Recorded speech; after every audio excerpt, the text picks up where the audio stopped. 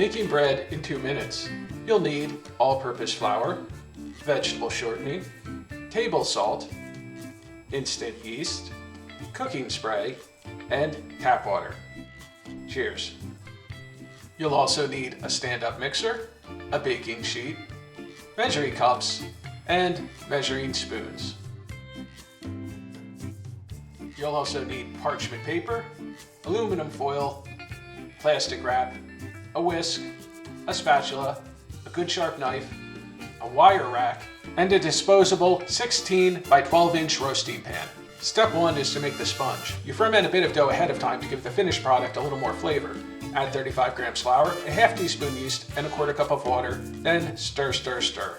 Cover the sponge in plastic overnight in the fridge for the best flavor, or for a couple hours on the counter if you're short on time. The next step is to make the dough.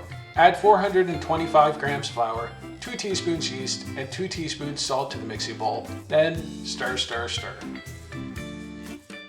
Add 48 grams shortening, all the sponge, a cup of water, and then we're ready to mix for 2 minutes on low and 8 minutes on medium. Form the dough into a ball, spray the mixing bowl, and let the dough rise for 45 minutes. Cut the dough into 4 equal pieces and form them into balls. Smoosh the dough and shape it into a rectangle. Fold each half of the dough to the center line, and then fold each end together and pat to seal. Then roll the seam side to the bottom and place on the parchment-lined baking sheet and cover with a roasting pan.